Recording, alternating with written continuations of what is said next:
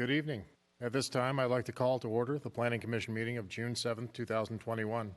For viewers watching at home, some commissioners and members of the public are participating via video conference or teleconference. The rest of us are in this room, socially distanced. Please stand and join me for the Pledge of Allegiance. I pledge allegiance to the flag of the United States of America and to the republic for which it stands, one nation, under God, indivisible, with liberty and justice for all. Will the Secretary please call the roll? Commissioner Lanson? Present. Commissioner Link? Present. Commissioner McMahon? Present. Commissioner Newman? Present. Chair Buss? Here. All right. Tonight we have with us Interim Deputy Community Development Director Steve Kearns.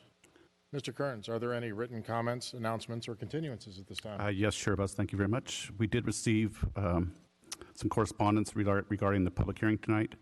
That was distributed through a supplemental packet to all commissioners this afternoon. But that was the only item received. Thank you, sir. All right. Now is the time for public comment. At this time, any person may address the Commission regarding a city planning matter that is not on this evening's agenda.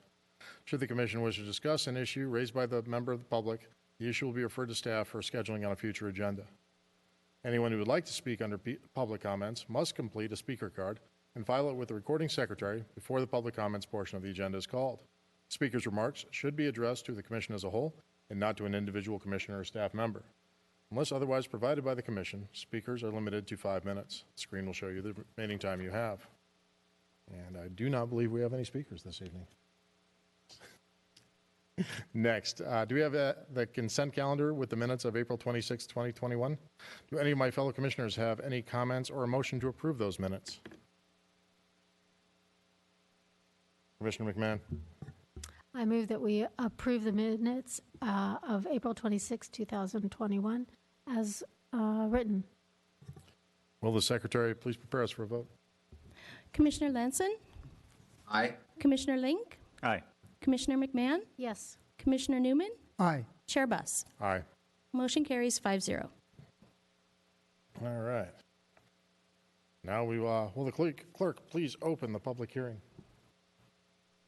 Hearing having been advertised as required by law is hereby open to consider Agenda Item 7A, Oak Tree Permit OTP 2020-70547, to allow removal of 3 oak trees involving a coast live oak, a multi-trunk valley oak, and a smaller coast live oak due to the health and location of the trees on private property with a single-family dwelling located at 4014 Cresthaven Drive.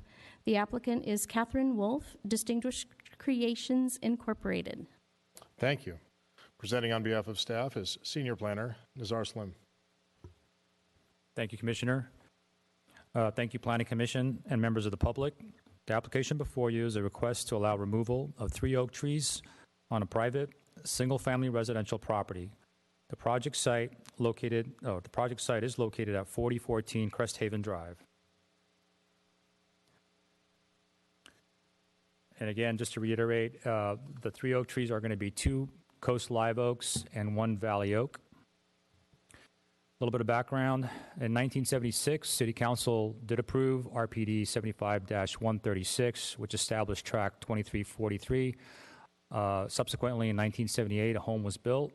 At the time of the platting, as best as records can show, there were 5 oak trees that existed on the property at that time. There are currently 5 oak trees and 2 landmark sycamores on the property today. OTP 2020-70547 is the case before you tonight. That was applied for in 2020 to remove the 3 trees. And again, project description, proposed tree removal do include 1 29-inch coast oak live. It's going to be noted in the report as W2A and in the presentation. 1 multi-trunk valley oak is going to be noted as WOT3, and 1 18-inch coast live oak is going to be noted at WOT6. Tree, according to the report again, from the applicant, tree W2A and W3 are creating a potential hazard due to imminent structure failure. And we'll talk a little bit more about that throughout the presentation. Tree W6 is preventing safe right-of-way passage for emergency vehicles on Hollyhock Court. And that's according to a memo from the fire department. Here's a site plan and a tree plan. You'll notice the trees that are highlighted are the ones subject to the case that we are reviewing tonight, 2A, 3, and 6. And that's approximately their locations on the site. Here's a oak tree table summary. The summary does talk about attempts to identify, again, each tree, the associated species, genus name, and the common name, as well as the DBH, which is the diameter at breast height, the health of the tree, prognosis, and recommendation. As you can see, 2A has evidence of declining health and structural instability. 6, again, as I indicated, it is recommended by the fire department to be removed due to impeding safe passage of emergency vehicles. And 3, it is suspected to also have the same pathology as W2A. However, a lab test may be required to verify that conclusively. And now I've got some photos here to sort of demonstrate how WOT6 is sort of affecting that Hollyhock court. You notice there's a branch that's growing very laterally, and as that continues to grow, it'll continue to sort of droop. And there was just one moving truck here as an example that ended up making contact with that branch. And I'll elaborate on this a little bit further, but the fire memo and the fire code, Ventura Fire Code, does stipulate they need 13.5 feet of clearance over the entire road width. This is more important when the road width is actually narrow, and in this case, Hollyhock is narrow. It's one of the more narrow streets. Here's a picture of WOT2A. Just a quick snapshot of some of the issues. It's unbalanced canopy, thinning foliage, and it has evidence of past failure. I was also at the site and I have some additional pictures here. What I have pictured here also, if you take a look at the trunk, it's a hypoxylon dieback of the trunk, and that's associated with some sort of pathology. In this case, we suspect it's the fungi that does choke out areas of the tree, and it deprives it of oxygen, and you see these, this is evidence of a previous canker, and I've got that marked to where it is.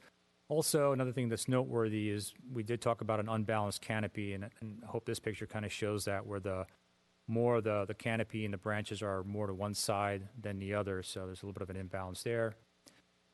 Here's another picture again of the dieback of the trunk, and again, that looks like an old canker.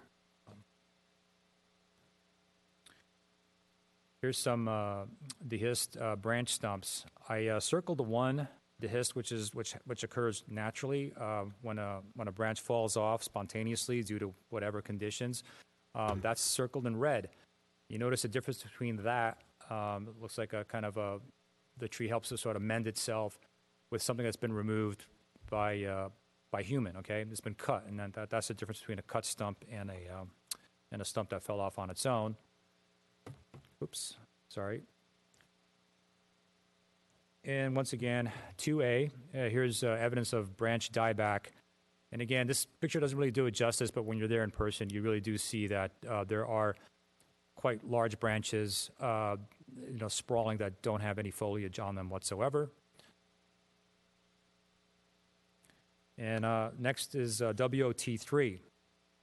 This is the one that was suggested to have some lab work done to determine conclusively if it does have the same pathogen that 2A has. It should also be noted there was a tree removed sometime in the past, WOT1, which was gravely stricken with this fungus. And I'll share that name with you in a minute, but let me get through this. So again, it appears healthy, but again, we think it may harbor some infection. Again, we do see some dehisced branch stumps, previous failure.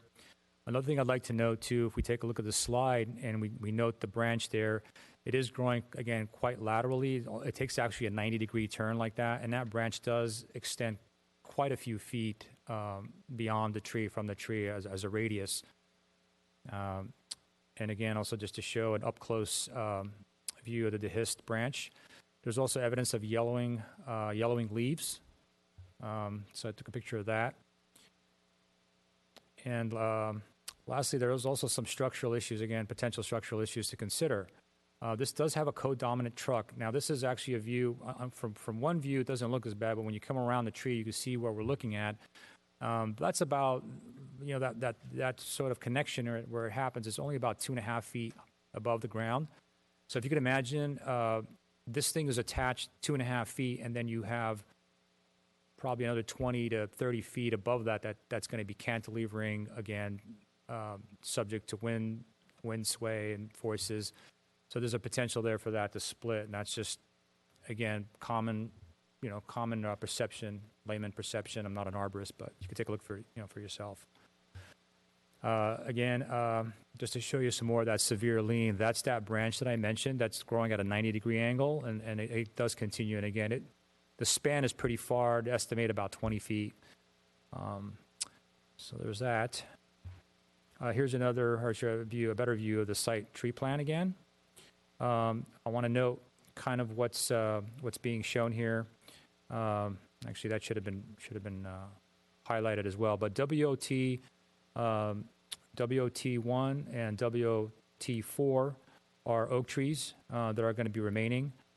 Let's see, back up. As well as WLT2 and 1, which are Sycamore Landmarks, and those are located out front. So this is a view of WOT4. Again, this is actually on Cresthaven, looking towards Hollyhock.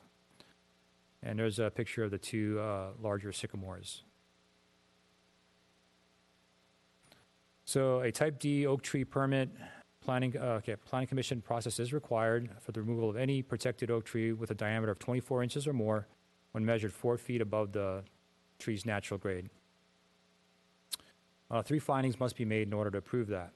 Approval is consistent with the intent of the Oak Tree Preservation and Protection Ordinance, since the proposed removal of the oak trees will be replaced in accordance with mitigation standards adopted by the Oak Tree Preservation and Protection Guidelines, Resolution 210-14. The project is consistent with Thousand Oaks General Plan, including the conservation element, and in that the conditions have been applied to minimize impact from the removal of the oak trees with the inclusion of conditions. With the inclusion of conditions, 4 replacement trees would be added to the city's overall tree canopy. And lastly, with the inclusion of the recommended conditions, approval of this request will not be contrary to or be in conflict with the general purpose and intent of the Oak Tree Ordinance, Chapter 22, Title 9 of the Municipal Code, the Oak Tree Preservation and Protection Guidelines, Resolution number 2010-14. In terms of evaluation, based on the arborist reports, the applicant's testimony, and the site constraints, no other viable options are available to remedy the adverse conditions caused by the subject trees. A monetary payment equivalent to the market rate will be made to the Open Space Conservation Fund, Oak Tree Preservation, which is allowed by the Oak Tree Preservation and Protection Guidelines. In terms of CEQA, this does have clearance. It's exempt pursuant to Section 1504. Class 4, minor or private alterations, landscaping, as long as it's not scenic, is allowed. Recommendation, therefore, is that Planning Commission approve OTP 2020-70547 based on the findings and subject to the recommended conditions contained in the attachment. And just to, and I did state that I was going to mention what this was, but it was the fungus here that's in question, that's also in the tree report, is well, I don't have it right in front of me, but it's a Phytotropopa. Anyways, genus, and basically it's a fungal plant, or a fungus that attacks underneath the bark and works its way up to branches and leaves as well. And that concludes the presentation. Thank you for listening. I'm available for questions. Thank you very much, Senior Planner Nizar Slim. Commissioners, do we have any questions? Everybody nodding at me. I will go with Commissioner Newman first, please. Thank you, Mr. Chair, and thank you, Mr. Slim, for your report. Regarding the third tree WOT3, when is the testing scheduled to occur, and when will the results of that test be available? Thank you for that question. In conversation with the applicant, and I do see him here today, they could probably respond to that. They discussed holding off on the lab test. They will follow through if need be. They feel that based on the evidence provided in the two arborist reports and some of the observations that they've had, that the tree is certainly in decline and does have that pathology, again, without the benefit of the lab report. But I believe they will follow through. So that hasn't been determined yet. The lab test, whether there will be testing, has not been determined yet? Right. They haven't said, definitively if they actually are going to go. I think what happens tonight will have a bearing on that action. Okay, so with regard to the staff's position, there are two reports from independent arborists, the city commissioned, I presume. The first one essentially repeated the applicant's report findings about tree 3 and said, well, the applicant's report says it's diseased, so yeah. And based on the applicant's finding, I think it should come out. The other report from Mr. Innes had a different viewpoint. It supported the removal of trees 2 and 6, but said that there was not evidence pending a lab test. There was not yet evidence to support the removal of tree 3. And my question is, what is staff's position here? Because we've got some conflicting information around this. Okay, well, you are correct. And frankly, staff is technologically not in a position, we're not arborists, so we can't make that determination. What we can do is take the pieces that we do have and try to, sew together an appropriate conclusion.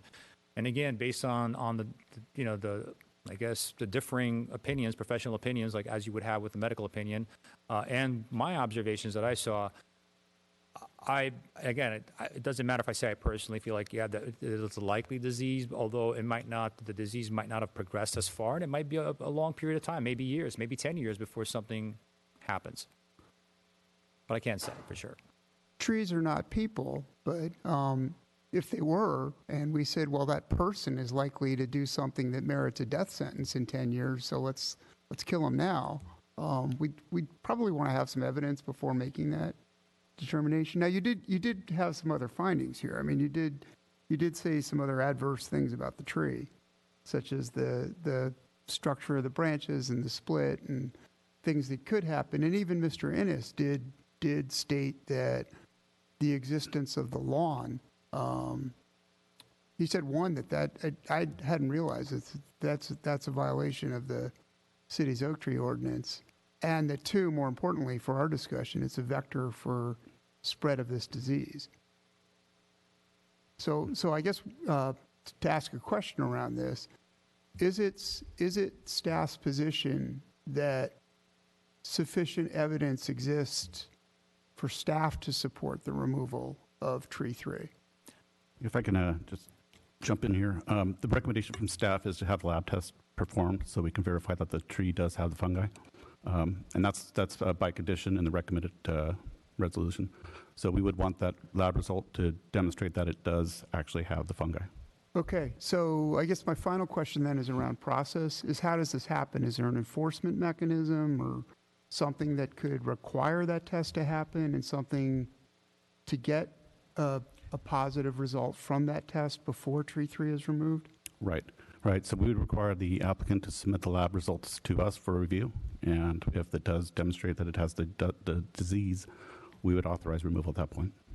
Okay, so just so I understand, then I think my reading the condition says the tree cannot be removed until a positive result from a lab test is submitted to the city. That is correct. That's correct. Is that a correct reading? That's correct, yeah. Thanks very much. Nothing further. Thank you. Thank you, Commissioner Newman. Commissioner McMahon? Yes, that lab test that you're suggesting, will it show how much of the disease, the fungus is in there? Is it like a continuum? Is it something that will show that, well, it's just a little bit infected and the tree may have another 10, 20 years? Or will it say, it's diseased, get it out of there? So I can only offer this as an explanation. This is based on the research that I've done.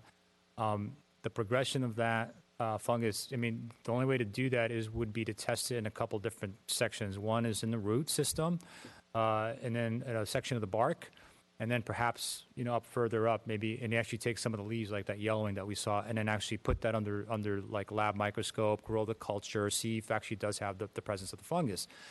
The issue, though, is, again, this is based on and I'm not an arborist, but if it does start in a root system and it's actually gotten into the bark, there's really no way to take that back. Again, and it could be years down the road before it really starts choking up enough of the tree where there is, a massive failure of structure. So that's all I really have as far as that. Okay, That's my I had understanding. one more question. You showed us a picture where the tree had been cut, by a person. Would that cut had to have a permit pulled for that? Again, I'm not an arborist. Well, according to Thousand Oaks oak tree ordinances, Yeah, did Yeah, they need to any- get a permit for that? They did get a permit. They did get Yeah, one? there was a permit for that, the pruning of that tree. Any branch that's over 2 inches in diameter requires, any live branch over 2 inches in diameter requires an oak tree permit. And there was a permit pulled was. for that? Okay, thank you. I'm done. Thank you, Commissioner McMahon. Commissioner Link. Thank you, Chair Buss. Since this is my first time at the rodeo on the oak tree preservation, I just had a couple questions on the actual ordinance itself.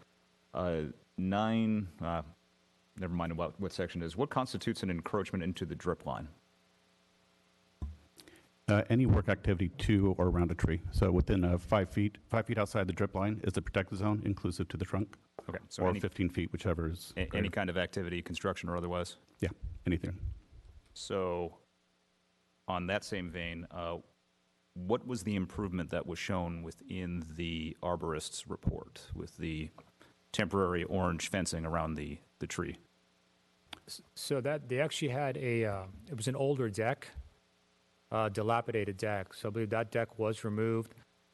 In addition, they also, and this is again per the arborist report that was submitted with that permit, they had to install an aeration system for the root system because they were going to put sod over it. They actually had to provide basically a manufactured network of tubes to allow air to get to the root system. Okay. And that was part of that fencing and also the removal of that decking. I believe that was the case. So is that new decking, at least the pavers that we saw in the exhibits, are those actually within the drip line? So they actually had, I think, wooden decking that was taken out, and then they had paving over that. So or paving in place. But that's what was being removed. I think that's what the fence was for that area, for that work in that area, removing that decking and placing in the aeration system. Okay, so that new decking, the new concrete decking that we saw in your photographs. That would be around 2A. So I think that's around 2A. Yeah, Okay. that's right. Okay. Let's see. And the new pool, it looks like there was, I did a little research online, went through Zillow and saw the photographs when the house was sold, I believe in 2015. But there was an original pool on the side. It looks as though that pool has been removed since and replaced with a new pool. Yes, sir. When was that work done? I believe that was 2018, if that's correct. Yeah. The 2018, they also had a counterpart, an oak tree permit for that as well. So for the encroachment, I believe, for those oak trees nearer to the, or that oak tree nearer to the pool.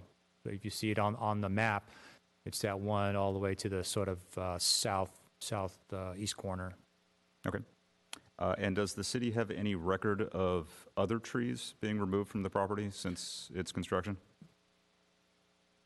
We would have to look at the cases because there are at least 3 cases in current history, one in 2016 and 2 in 2018. I have those here, and they do talk about removal of WOT1, Encroachment in 4, and I think a few others. I think some of these trees were also encroached on. And so, yeah, I mean, there's a record of that, at least that I'm aware of. Three trees at least. Three Yeah. trees that have been removed in recent history. I believe that is correct. Okay, Yeah. thank you.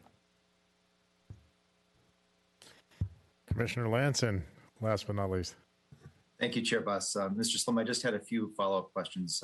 Obviously, my other commissioners did a great job. I just had a few. As to the removal of at least 2 and possibly 3 of the trees, is going to change any waterway or grading issues in any kind of nominal or any kind of substantial way? I don't believe so, and none of that was actually called out in the 2 arborist reports. In this case, the 3 arborist reports. So there was no mention of that. In fact, and just since you did mention waterways, the geography, the topography of the backyard, as I visited, there is quite a bit of there's some pooling, some depression around some of these trees. So with that, I would also put out there that if there was a rainfall, I think what would happen is there would be some water that would pool around these trees. Trees are known to suck up, as you know, hundreds and hundreds of gallons. This is immediately after, within 10 to 15 minutes after a rainstorm. And with that, I think they'll be taking up a lot of that water, and with those branches, that also may be another consideration. But no changes to any waterways, nearby waterways. But as you indicate, if the trees are gone, wouldn't the water then flow to some other part of the backyard? And I guess the question being is would that create an issue? That's a great question, and I don't know. There would have to be something, I would imagine, to mitigate for that if it does, if there is a significant amount of rainfall. Okay, I will ask the applicant about that. You indicated, or there was in the package, there were 3 comments from community members that you, I guess, sent out information you never heard back from. I just want to confirm that was accurate. You never heard back from those 3 people. That's correct. I mean, as I stated, generally they weren't happy about the tree coming out, but as I explained, I think a couple items. One was there was at least 2 here out of necessity. The third is again questionable, right? But also, moreover, that removing these trees was going to basically require a payment into the open space, and that would allow us to again acquire more open space and potentially plant things down the road, and an opportunity for new trees to be placed somewhere where they will, flourish and won't be interrupted. That was sufficient. Let me ask a question that, because this hasn't come up before that I've been on the commission. Why not? I guess we can't force them to plant trees in public property, so that's why the donation. That is correct. I think for a number of reasons, if something's not planned now or it's not the right timing, having those funds or having the money in a fund ready to go to execute at a time that's appropriate, I think is what we're looking to do. Okay, thank you, Chair Buss. I have no further questions. Thank you, Commissioner Lanson. I just have one quick question. We've talked about WOT1 a couple times now. There's a tree present there right now, and that there was a tree that was removed at some point. Is that a replacement tree? Is that what we're talking about? And when that happened? No, I think I may have misspoke. I know WO2, not 2A. O2 was removed, and WO1 may have been pruned, and it also may have been mislabeled. But on the tree map that I showed, I took a picture of it. That tree, they're on either like bookends of the lot. You've got the one big oak tree, I believe, to the north, and then you have the two sycamores on the south end of the property along the facade, along the frontage. Okay, that makes more sense to me. I actually went physically to the property this morning. I did meet the applicant when I was there, so just for full disclosure. Okay, that makes more sense to me, because I was like, that tree didn't look newish. No, it's not. All right, thank you. Yep. All right, then we'll move on now. Thank you, and now we ask for the applicant and applicant's representative to speak. You will have 15 minutes. You come up over here to the dais, and the applicant's representative is Ryan Baker with Distinguished Creations, and Catherine Wolf is the applicant herself. You're right there, and your mic is live, and you have 15 minutes. Thank you so much. The original project started with I guess in 2016 or 2017, the original home was built with a pool. And if you look on the Zillow pictures, and I have some of them here if you want to see them, the original pool was built right up and around these existing trees. The hardscape of the old pool, the pool itself, was built directly and specifically around WOT3. They started a project, they demoed the pool about 2017 with a permit, and then it was about 2 years that the applicant went through a divorce. So the project sat for a very, very long time.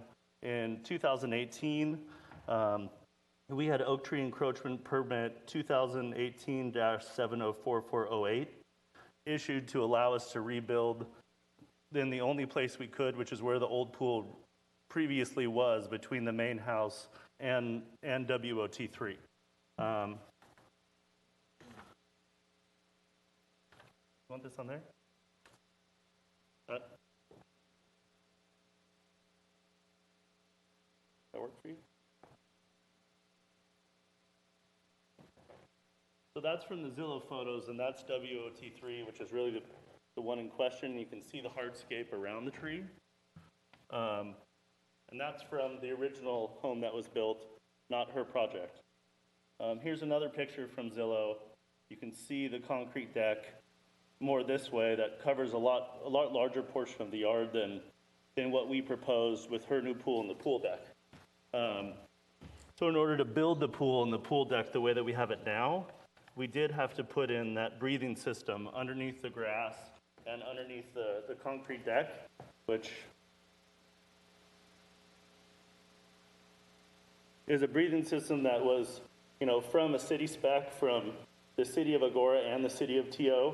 We use them both because Richard Campbell is our consultant who also works for the city of TO. So you have the breathing system that was put in with, I think Nazir has other pictures of it. Then it has 25 tons of gravel over it, filter fabric, and then the pool deck on top of it, which is part of our original pool permit that let us put the pool deck near that tree so it could breathe.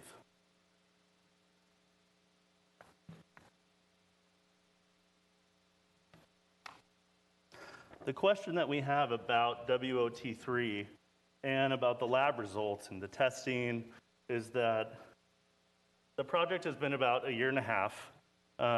We submitted for this tree permit September 17th, 2020.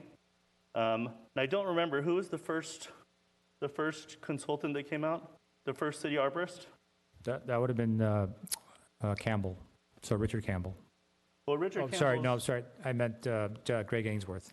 So Richard Campbell has been our consultant for, the life of the project. We had to have our job start meeting with Richard Campbell, with John Burke, who's the landscape architect for the city, to make sure that all of our work within the protected zone was monitored by Richard Campbell. And he's been there when we had to dig the pool and put in the breathing system, and the city's come out and inspected all that to make sure that we were in compliance. So we haven't been trying to remove this tree, but from the original report in 2016 with WOT1, and then 2018, and then 2020, which is this report, his rating on the tree has gone down from a C to a D minus. So, and we've spent, $20,000 on the breathing system for the tree. As his reports say, the tree is in permanent decline. So that was a little bit frustrating. And then it's been about 6 months since we submitted for the permit to remove the tree. The project is almost finished. Whoever the new arborist was came out, wants us to dig up the yard again, test the roots again. This is today, the first time anyone's been in this pool.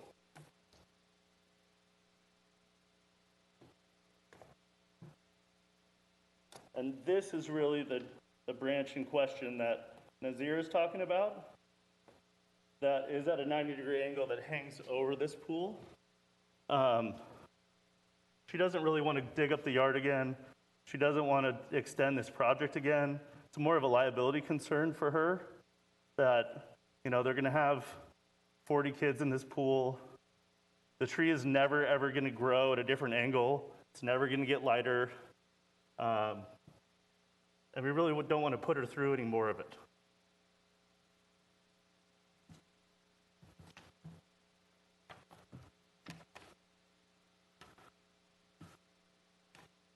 You know, I think WOT2 and WOT6 are kind of self-explanatory. The fire department wants one out. The other one is obviously diseased. Richard couldn't be here today, but he says, you know, the slope of the yard from WOT2 to 3 is downhill. The fungus is in the soil and it's going towards the creek. It will die eventually. And our concern is that, you know, the liability of her kids or that tree or that branch is not the same as how long will the tree live.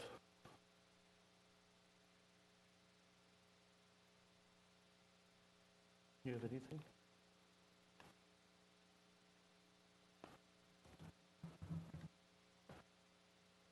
You good? Do you have Do you have anything any else to add? questions for us? Okay, if you're comfortable, I can go ahead and open it up to commissioner questions for you, if that's acceptable.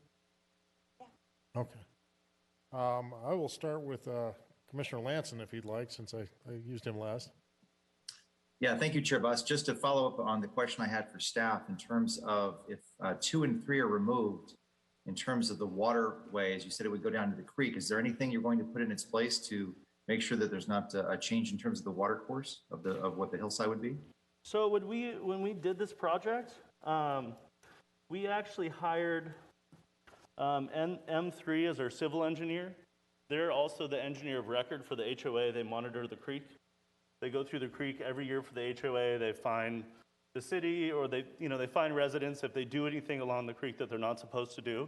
So we have drainage in place that's designed by him that goes from the yard all the way to the creek.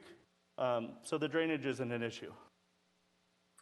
Are those plans part of what you submitted to the city? So it's something they reviewed, or is that above and beyond? I'm assuming maybe city review. I don't know if that goes to you or the city. I mean, the yard drainage was in place before from the grass area that was there that goes all the way down into the creek.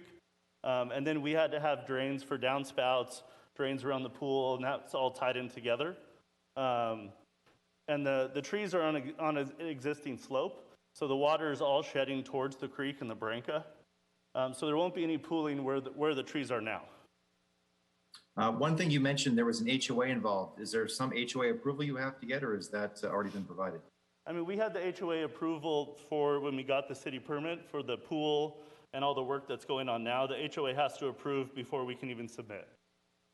Do they have to end up giving an approval for the removal of the trees, or is that not something that they evaluate? That's from the city, not the HOA. Okay, thanks. I have no further question. Thank you, Commissioner Lanson. Commissioner McMahon? Yes, I have a question, and it really doesn't necessarily pertain to this issue, but you were talking about the one diseased tree slopes down to the one that is suspected of being diseased. And I did also go out to the property today, and it looks like it would go further downhill to the Branca. Right. Is there a concern that that disease is going to spread to all those beautiful trees down there? It is. I mean, Richard Campbell said that it's pretty prevalent in the area. There's probably, I don't know, you guys were there, there's probably 15 more oak trees along the Branca that, are probably right on the other side of her property line, but she probably has 20 large trees on the property. And he said, that they could all end up with the same fungus, or they could already have it. But the danger of them falling, into the yard, or the way that they're leaning now is more towards the creek, so it's not really a safety concern. But what about, is there a way to prevent them from getting it if they haven't gotten it? Do you know? Not that I know of. Okay. I mean, there's a lot of oak trees in basically the common area on either side of our property that also, don't look like they're in great condition. This is a little bit further down Hollyhock. It's just an area that, we've had some guys doing some cleanup just because of the condition of the yard. That's down Hollyhock, and this is on the other side. You can see that? Mm-hmm. That's not on her property, it's just on either side. And it looks like, the branches are rotting, they're falling off, they're on the ground, but it's not physically on her property, so, there's not a lot that we can do about it. But there is, and I'm not an arborist, so I don't know what happened to those trees. But they're not all in great shape. Thank you. Thank you, Commissioner McMahon. Commissioner Newman. Thank you, Mr. Chair. Mr. Barry, you showed some pictures of a breathing apparatus. Do I understand correctly that, was that, well, let me ask, was that installed, was it dedicated to try to preserve tree number 3, or was it for other purposes as well? It was conditional for us to put the pool and the pool deck and the grass in.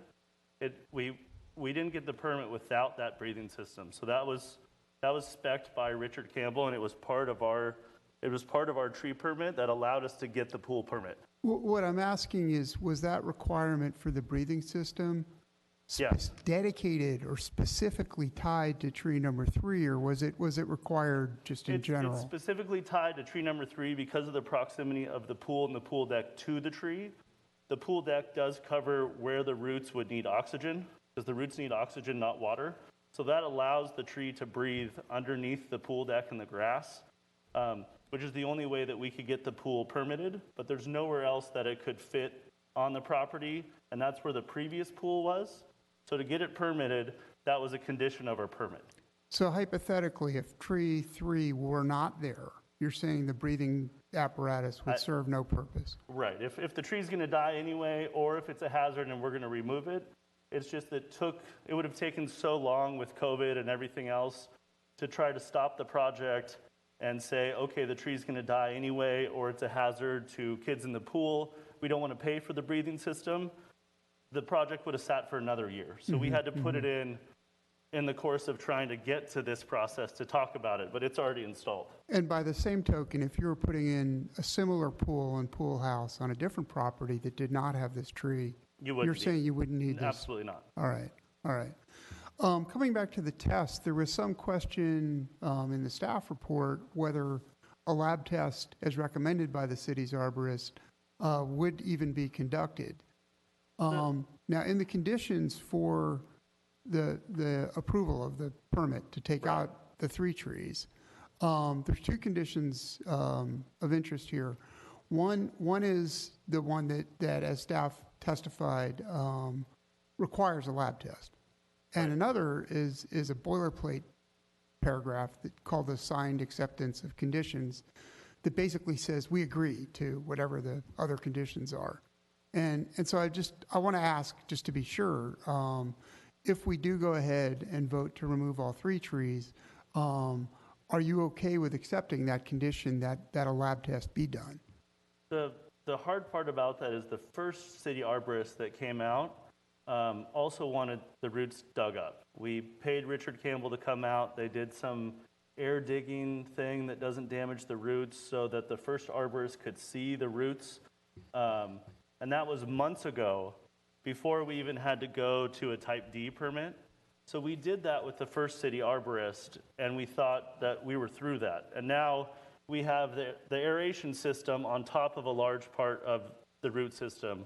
We have it where we put down sod, because that was the condition of the pool permit, and we did everything that we were supposed to do that. And now we're basically being asked, okay, we have another city representative, that wants us to do the exact same thing and dig up the yard again. She's hoping not to do that. She's hoping that, the safety concern of kids in the pool and the way the tree is leaning over the pool and the fact that we've covered, half of the root system with a breathing system, digging all of that up is... Okay, well, I'm going to be the 17th person in the room to say I'm not an arborist. Yes. However, I have multiple tree reports, though. However, I am a planning commissioner, and the question before me tonight and the other commissioners here, and virtually, is whether the question we are being asked to vote in approval or denial of is whether these conditions are okay, and whether we accept them. And that also works for you as the applicant as well. Of course. So that isn't exactly a yes, we will accept the conditions if we approve it. You seem to be saying, we really don't want to do this test. I don't know, as a non-arborist, whether a test even requires digging up the ground. There may be some other way of doing it. I don't know. But the question put to me is, if I vote for this, I'm voting for something that requires a lab test. And I'm asking, are you okay with that test? Because that's the question we've been asked about. We can amend it, we could change it, but I'm asking whether you're okay with the condition as is. We're really not okay with the test. And the reason that we're not on board with the test is that it was asked that we do it once before, and our tree permit process has been 7 months long. The second arborist that came out from the city came out May 5th, like 6 months into us trying to get a permit. We've already posted, for our hearing. We finally get another arborist that shows up that wants us to do the same thing. The liability issue of, this one branch that grows at a 90-degree angle and extends all the way out over the pool, that falling off and hitting kids or damaging the structure or anything else, I think was more of an issue than whether the roots have it or not, considering, with the other trees. I've got that part. I'm asking specifically about the lab test, and I think you're saying, no, you're not okay with the lab test. Is that an accurate reading? She's not okay with tearing it up again and not being done with this again. And okay, because if we do vote for this as is, I want to be very clear. As is, we can discuss changing it, and we can reopen the hearing and draft other language and all that, but the question presented to us tonight requires a lab test. And if I understand you correctly, I just want to make sure I understand your view. You're saying, no, you are not okay with that lab test. Is that an accurate statement? Correct. Okay. I mean, Richard Campbell couldn't come tonight. He's, he made it very clear that he's been there with the other arborists, not the most recent one, that the fungus is in the soil. It's going to be in the tree. Where we have to dig it up and find it. We've covered half of the tree roots with concrete and a breathing system. I'm not sure what happened with the first city arborist that came out, and the first time we already paid to dig up the roots. I don't know what happened with, we asked to see that report and said it was for your eyes only. Okay,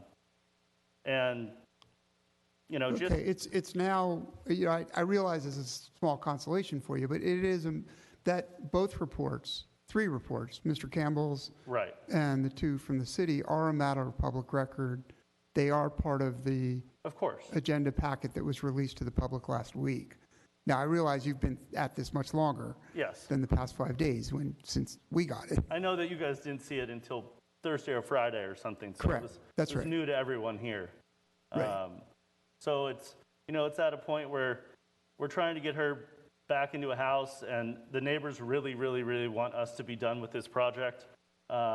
Everyone wants us to be done with this project, and we've been dealing with tree consultants and these trees and doing what we needed to around these trees since 2018.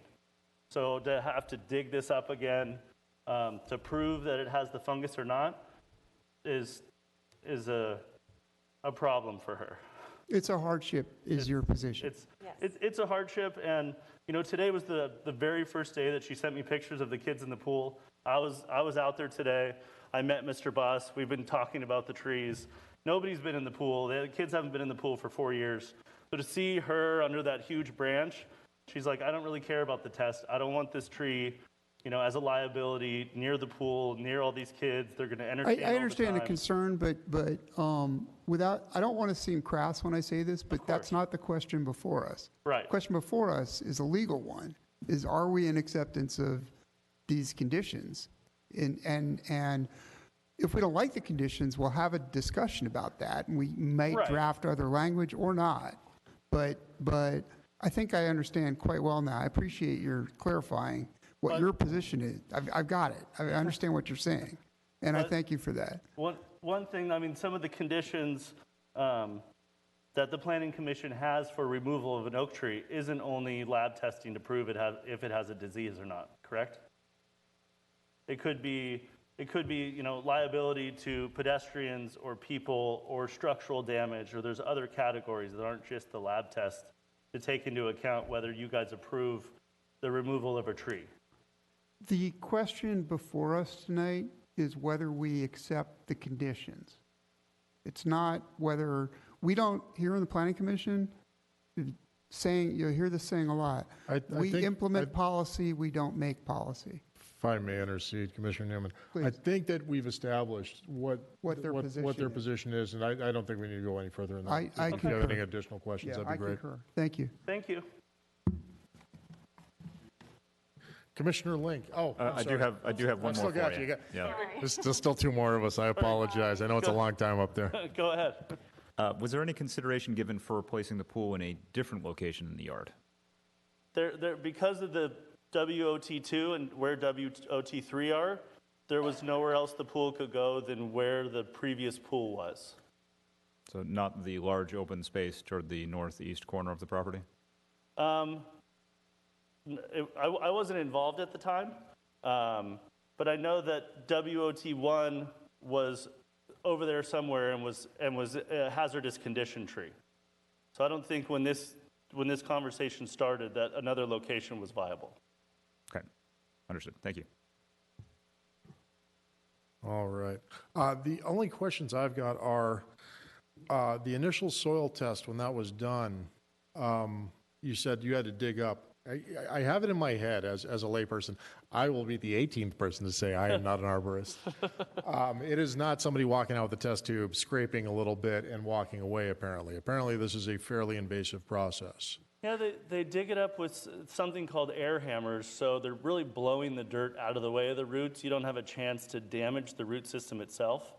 And the first arborist that the city sent out asked Richard to dig up the roots before so he could physically see them. And we paid Richard to do that. He hired a company. The arborist came out and looked at it. We never saw the report. They didn't do a lab test on him. He just wanted to physically see, some part of the root system, and I'm not an arborist. So all I know is that we paid someone $1,800 to blow the dirt out of the way with air, and then Richard and the first arborist looked at it. Okay, and now at this point, the area, or a good portion of the area that would require that is now covered, right? We have, It's under cement, so right, this would we have the require breathing system not just an everywhere. air hammer, but a jackhammer as well. Yeah. Copy that. And to get to the root system, it's under the breathing system, under 20 tons of gravel and filter fabric in the PVC to find where the disease would be, visible. Copy that. Okay, yeah, so that makes significant sense to me. And even Okay. when we asked Richard, like, is it just dig up any root and test any root? He's like, no, we have to find, where it was chewed on by an animal, where it's oozing. We have to find some part of the root system that's visibly damaged and test that location, because the tree will compartmentalize around certain areas. So it's not like dig up one root where there's dirt and we don't have to tear up the yard. It's keep digging until we find what we're looking for. That makes sense, because my other question was going to be, it's a sizable tree, so because, you could probably test one far wrong and not be certain about another. Right. It's probably very similar to checking cancer in humans. When you do a full MRI, you do a full scan of the body. Yeah, it wasn't, I'm like, okay, well, there's one portion of the yard that, is brown. Can we dig that up? And he's like, it doesn't work that way. And my understanding is that this tree was sick prior to you beginning all of this work, is what you've established, right? You said this tree was a C-. Yeah, I mean, when we had the original encroachment permit submitted in, 2017, I think in Richard's first report, when they submitted to trim other branches and other stuff, this tree had a rating. It was before I was involved and right after they bought the house. But it had a rating, and then when we applied for the pool permit, it had a rating, and then recently we did this. It's 3 reports that Richard Campbell did, and the rating declines in all of them. Copy that. And this is despite the fact that you added an aeration system to it. Yeah, I mean, if you see the Zillow pictures, 25 years ago, it had concrete around the entire tree without, and I don't know what causes this fungus. I don't know if it's a lack of oxygen, from the original builder. But the tree itself was encroached on when whoever built the original house. Okay. Which they tore all that decking out. You got it. That answers all of my questions. I appreciate your time. Thank you. Anyone else? You're good to go. You guys may be seated. Thank you. We're going to go to public comments at this time. And we have, I don't see it on my screen, so I'm going to have to go with, we have,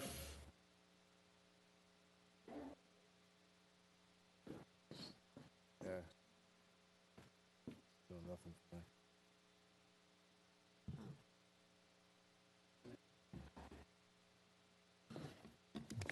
Sorry, minor technical difficulty. We will go to public comments. We have 2 public speakers this evening. Each speaker will have 5 minutes to speak. And we will begin with Randall Witt.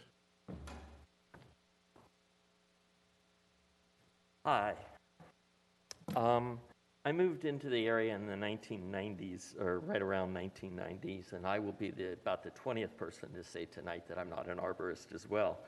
However, I joined the HOA board dealing with our 3 miles of arroyos in about 1993, and I've been dealing with those arroyos from 1993 to the present. I have a pretty good sense as to how the arroyo system works.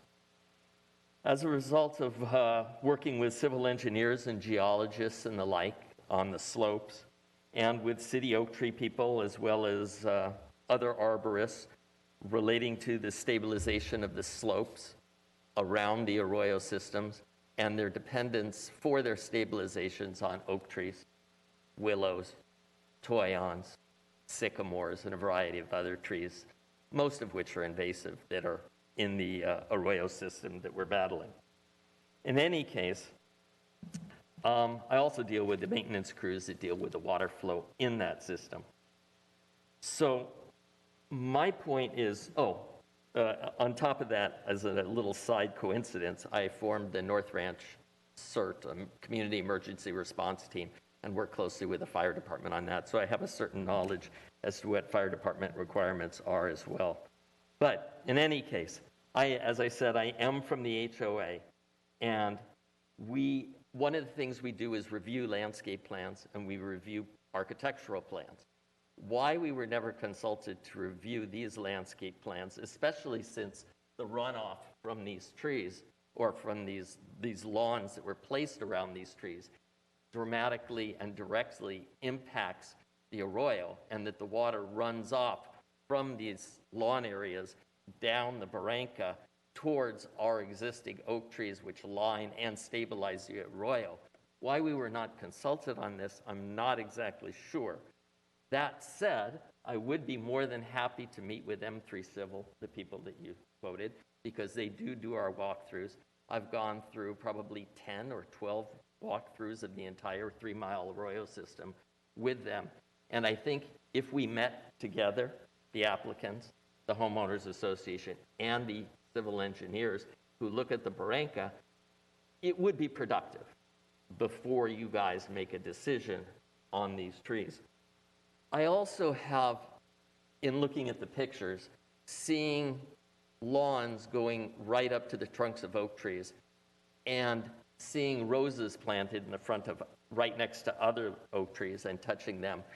Kind of a sense that it's almost like, and I'm not saying the applicants put them here, but maybe the previous owners did, where you have a situation where you've done something that is not appropriate, but by the same token, you are saying that you may have killed your mother and father, but you're pleading for the leniency of the court on the basis of the fact you're an orphan.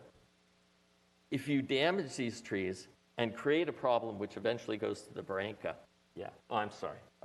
You're good. You're good. Okay. They gave you short on time. I was just trying to signal something. Got it. And you impact trees that are in the barranca. I'm struggling to see how we come out whole, given the job that the city has tasked us to do maintaining the barranca. So again, my request for you guys tonight would be to allow the applicant and the homeowners association to meet with the engineer that they've used, that we've used for over 30 years, and discuss the issue, and try and find out the best situation for all of us concerned. The last thing relates to the oak tree, which I get them all mixed up, but the one that's over the roadway, which I guess is number 6.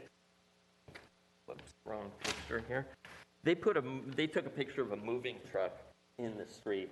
I'm going to just add this truck, which was there today. In that situation, what I would propose, other than the fact that 2 fire trucks can pass side by side, because as I measured that branch up above and to the left of that truck, it was 170.5 inches today. A fire truck is 13 feet 6 inches, or about 162 inches, which gives it 8 inches of clearance, 20 feet from the edge, the far edge of the roadway. So 2 fire trucks could pass in a situation like that, but even if you don't want to sign off on that, where this line is here, we could cut the tree limb right before that limb that points upwards, and then preserve the tree to some extent and keep it entirely out of the roadway, which is an option for not removing that entire tree. You got it. Thank you, Mr. Witt. Have any Mr. Witt, questions? your city of residence is, I forgot to ask you at the beginning. City residents? Yes. Oh, I'm in the same homeowners association they are. Westlake Village. Westlake Village. Yeah, North. Mr. Chair, if I may, but before you step down, Mr. Witt, if there were a meeting, as you're proposing, between the HOA and the applicant, what would, in your mind, what would be a positive or constructive outcome of that meeting? What would change from what we're considering tonight? I would think that one good option would be to find out if this tree, which is swallowing so much water as was discussed here, could stay and was not infected, to permit it to continue to swallow that amount of water during a rainfall. This is tree number 3 That's you're referring number 3. And not have it drain into the barranca to, create an erosion issue. That would be number 1. Number 2, I get a little lost down there when I'm down in the Arroyo, because as I look on the City of Thousand Oaks mapping, there are essentially 2 lines. The fence line they put in has 5 jogs in it. It strikes me, at least from my GPS, that the fence line is a little bit more towards homeowner's property as opposed to their property. It's definitely not on the property line. So I'm a little bit lost. But and to be clear, a border dispute is not in our purview. No. But I'm, in terms of erosion issues, yes, I'm not sure where the erosion issue would be assisted by this tree, because I need to kind of get a sense as to where exactly the property line is, and to know how much of an impact they're having on the walls of the barranca. Okay, so bottom line, you're hoping there could be a meeting, and Yes. that one outcome from that meeting would be a way to at least walk the property with M3 Civil to find out whether or not that Oak Tree 3 can be saved, number 1, whether or not, and maybe meeting with a fire department to decide whether or not we can cut that tree there right at the edge of the road. Worst case scenario, if that's what they're up for, and then that tree can stay and grow from that point and probably grow more in an upright position. And then what that can be done from a drainage standpoint in terms of minimizing the impact on the barranca. Very good. Thank you, sir. Thank you, Mr. Chair. You got it, Commissioner Newman. All right, our next speaker is Kathy Schutz. Ms. Schutz, if you'll state your name and your city of residence prior to speaking, you will have 5 minutes. Secretary Gore. Okay. Kathy Schutz. I live in Thousand Oaks, the Westlake Village portion of Thousand Oaks. And I'm the president of the Homeowners Association there and have been for several years. And I'm attending the meeting tonight to try to save a couple of oak trees. I had a call over the weekend from 3 homeowners on Hollyhock, which is one of the streets that borders this property, They didn't call me personally, they called our office. And they were concerned about the oak trees, and they are also concerned about a lot of construction that's been going on at this property for a long time, which I know is not anything you guys want to hear about. But I did get homeowner calls. And I also wrote a letter to Mr. Nazir, and there were several other letters that were written from people around the area about removing the trees and what reasons, et cetera, et cetera. So from the staff report, and I'm not an arborist either, but I get it, WOT2A, I get that tree maybe needs to be removed. I'm not sure, but from what I read, it sounds pretty bad. But WOT3 is a multi-trunk tree. I can't imagine having to take that tree out because there's no physical signs of a disease. They're just maybe. And this gentleman here was talking about maybe before, maybe something happens. Well, don't you want to give it 10 more years if that's what it can take? So the staff report actually stated there were no physical signs of disease. And it said the assessment of this tree was divided with respect to evidence of terminal disease, which means the experts couldn't come to a decision. And they did not find any disease in this tree, and it's a multi-trunk tree. So I think we should try to save these trees. All the homeowners in the city are always talking to the city about their trees and how to prune them and everything. And I think we need to make an effort to try to save the trees however we can. And I also was looking at the staff report in regards to WOT6. And that is not a diseased tree, as the staff report says.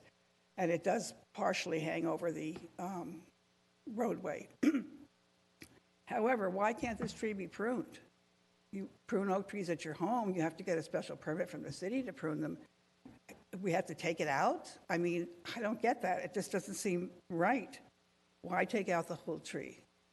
So, in conclusion, we'd like to see a concerted, this is the board, would like to see a concerted effort on the part of the city to save tree WOT3 and WOT6, because we know how important oak trees are to Thousand Oaks. And these trees are important to everyone. So I hope you will consider that in your deliberations. Thank you. Thank you, Ms. Schutz. Chair Buss, can I ask a quick question of her? Yes, you may, sir. Commissioner Lanson. If she can come back, we've had two people say they're talking on behalf of homeowner associations. I'm trying to figure out, is it the same HOA or are there two different HOAs? I couldn't hear him, is the He's question. asking if both public speakers are representing the same HOA Yes, or different yes. ones. Oh, they are the same HOA, sir. All right, thank you. Okay. All right. I believe we are done with public comments. So I would like to go back to staff for follow-up comments. Senior Planner Nizar. Flynn? Thank you, Commissioner. Yeah, I'd like to respond to WOT6. I think there were some comments made. I have on the slide here basically the section 501 of the fire apparatus access standard, and I want to just be clear about it. 4.1.1 vertical clearance does state 13 feet 6 inches along the entire road width. So if you had a situation where there was somebody parked on one side of Hollyhock, you'd have very limited room to get around it. You would be maybe forced to drive on the inside of or toward the inside of the lane closest to the lowest hanging portion of the limb. In the future, this thing is going to continue to grow, and as the weight bears down on this branch, it'll continue to lower itself rather than be elevated. It was suggested to go ahead and cut the branch so that the roadway is clear. And I should have taken additional pictures, but I was out there. That trunk is really one of the main trunks. If you cut that, really, I don't know if the tree would be viable. It'd be extremely unbalanced, for one, because it does grow at that very steep angle. And that's really all I have to say about that. I wouldn't want to guess the fire department if they are requesting, that they have the 13.5 feet clear. Also, I think it was mentioned that somebody said that you can get 2 fire trucks there. I don't see how that's possible. Also, different trucks vary in height. You may have more like a paramedic truck, go out to one site, and then you may have to drive a hook and ladder because somebody's having a heart attack on the other side of town. I just don't want to be in a position to say that one is going to be responding and not the other. We just don't know, and that's why you have to have the clearance that they're requesting. Lastly, for WOT3, we're taking this objective stance on if we're going to discuss a disease, we need something definitive in terms of, we have a suspicion that it's there. The other thing I'd like to offer is I see WOT3 as a two-pronged issue. One is the presence of disease, which will result in decline and lose that structural integrity. But in addition to that, we need to look at the form and the way that tree's been growing. I did mention a lot of lateral branches that are growing out very far, further radius from the center. The multi-trunk tree as well, it's easy to find anything along, on the internet that shows when you do have codominant trunks like that, sometimes they do split, sometimes they don't. But I'm just saying those are the issues there. And that's really the end of comments on that. Thank you, sir. We're going to go to Commissioner's questions for staff. Commissioner Newman looks very eager. We'll let you go first, sir. Thank you, Mr. Chair. A couple of questions. One that came up during the applicant's testimony. There was an assertion made that Mr. Campbell, the applicant's tree consultant, works for the city of Thousand Oaks. Is that correct? I believe, yeah, he's consults. Richard Campbell is a consultant with the city. Okay, but so just so we're very clear on this, in this hearing, his appearance is on behalf of the applicant. Correct. And so what he's saying in his report is a statement by the applicant. It's not a statement by the city. Is that correct? That's correct. Okay. And then the other is just what basis we have as commissioners for voting to remove or not remove trees. You mentioned form as another concern with tree number 3. I'll ask a hypothetical here. If we take away the issue of disease, if we just have some tree somewhere that the trunk goes straight up, but then this branch goes out 90 degrees over something that's just been built, is that issue, the form issue alone, is that issue alone sufficient to allow commissioners to vote for removal of that tree? I'm glad you asked that. A while ago, you asked, how does staff feel about the removal of WOT? So I want to phrase it this way. If we had a report that showed a tree that was well branched, extremely well balanced, had good form, good structure, a good trunk that went up at least 12 feet before it started to branch out, and then there was claiming a disease issue, then we would absolutely want to see that because there's no other reason to consider removal.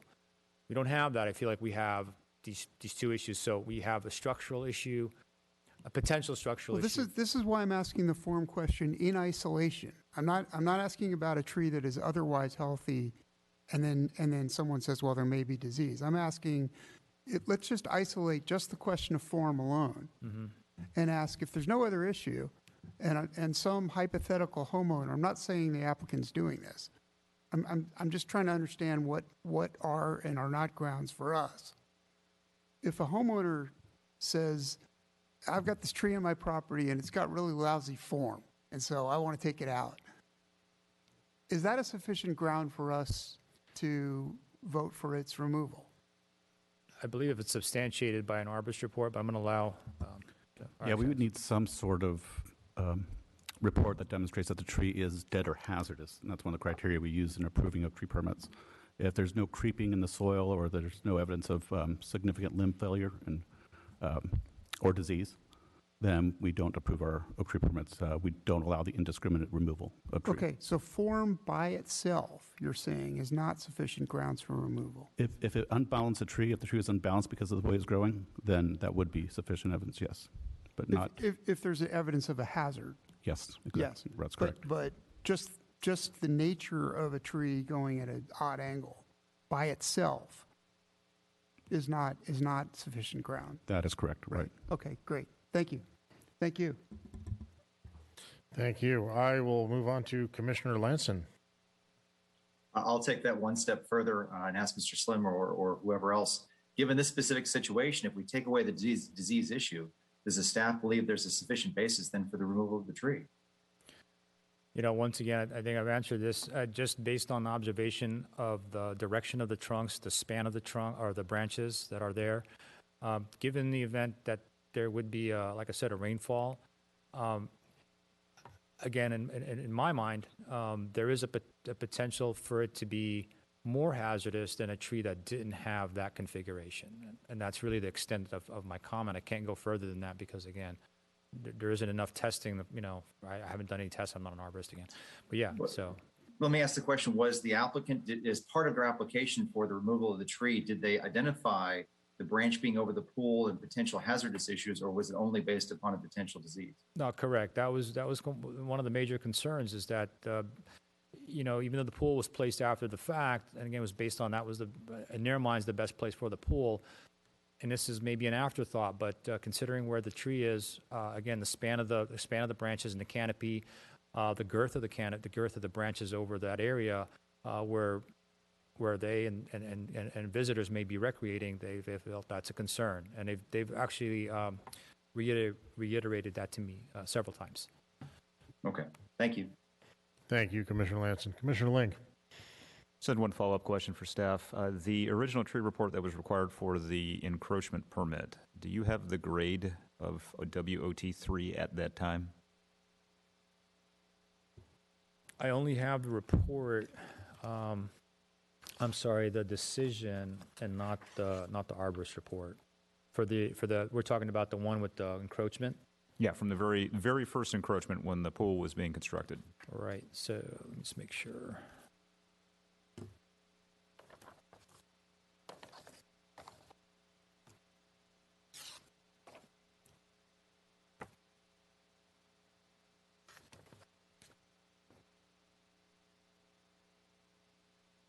Also, while you're looking that up, I too am not an arborist. That's a theme tonight.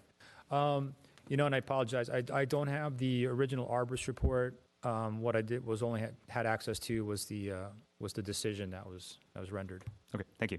Sure. All right. I have a question. Is there an arborist available to us at this moment? We do not have one at the meeting, no. All right, then that's enough of that then. I want to confirm what you said. WOT6 is not prunable because what we'd be pruning is the main branch of the tree, correct? And that would be nonsensical. That's correct.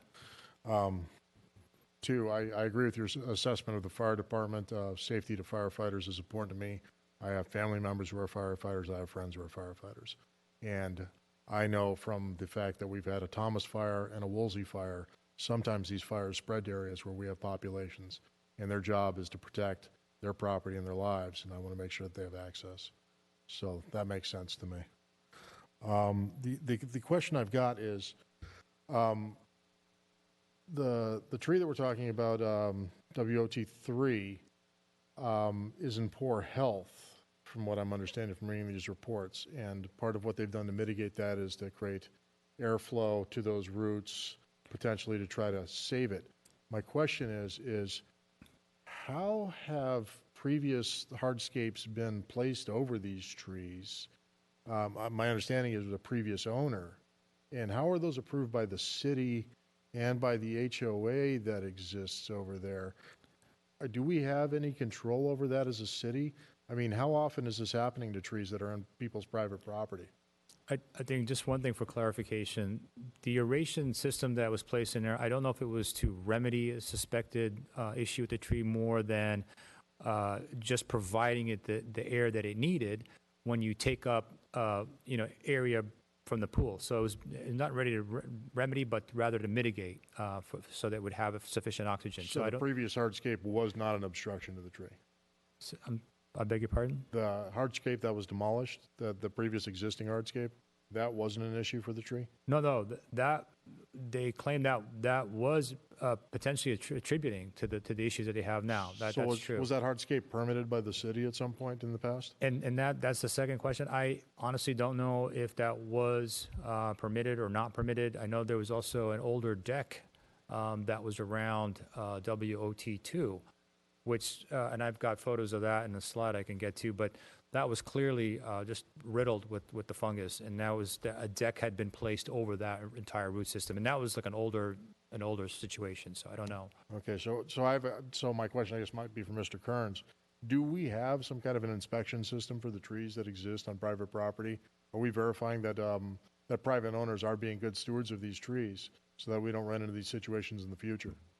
Yeah, we don't have a proactive program where we go out and evaluate trees. If there is a request for improvements on the property that are within the encroachment within the protected zone of an oak tree, at that point we do an evaluation and we inspect the trees and the work methods and that type of thing, but not proactively. So only when we know somebody's making a change. That's correct. Yes. Okay, that makes sense. All right, yeah, because I was just curious. I mean, we're finding ourselves in a position where we're looking at trees that, to some degree, based upon the arborist reports, are in decline in health or have issues. And I suspect that some of it is because of the circumstances they grew in. Is that a correct assessment based upon what I'm reading, or am I reading too much into it? Yeah, the reports acknowledge that that could be a contributing factor to the decline in health, yes. Okay, thank you. And with that, we will follow up to the applicant. Do you have any rebuttals you'd like to make? Perfect.